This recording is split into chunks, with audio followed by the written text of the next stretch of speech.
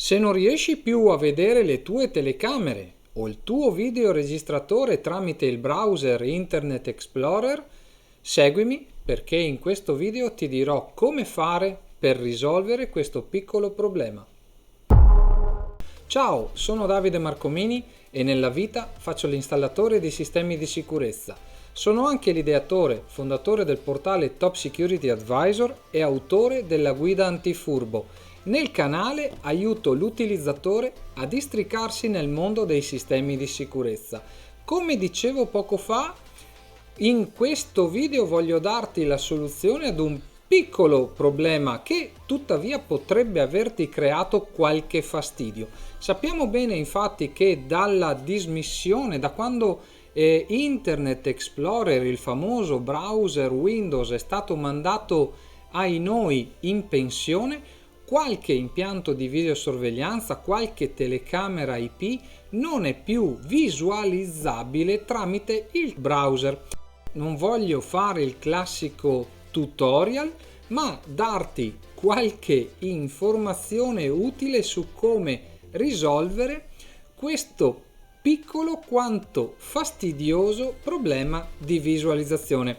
Ebbene, tutte le telecamere e i videoregistratori di nuova generazione sono naturalmente compatibili anche con gli altri browser, quindi Chrome, Mozilla, Edge, ma se il tuo videoregistratore, se le tue telecamere sono di vecchia generazione, ti sarai accorto di non riuscire più a visualizzarle.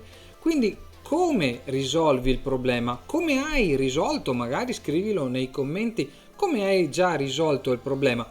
Le soluzioni potenziali sono due, ovvero la prima è quella di installare un software dello stesso produttore di quel videoregistratore, di quelle telecamere, ammesso e non concesso che sia disponibile ovviamente, e visualizzare le tue telecamere, il tuo videoregistratore anziché tramite browser, tramite questo software che tuttavia potrebbe risultare parecchio pesante, parecchio fastidioso per il tuo sistema operativo.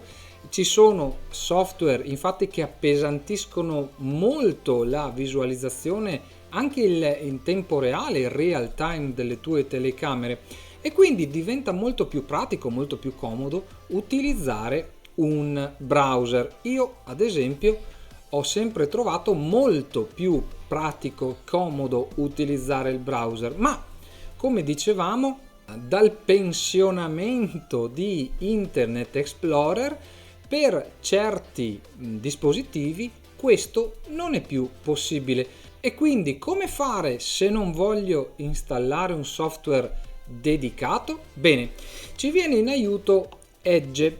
Quindi andiamo sul nostro computer Windows, apriamo il nuovo browser di Microsoft, appunto Microsoft Edge, apriamo Edge e digitiamo banalmente l'indirizzo della nostra telecamera o del nostro videoregistratore. In questo caso abbiamo una telecamera già puntata, quindi come fare? Dobbiamo attivare la modalità Internet Explorer su Edge, quindi andiamo nel menu di Edge, dovremmo avere un sottomenu, una voce che ci dice visualizza in modalità Internet Explorer.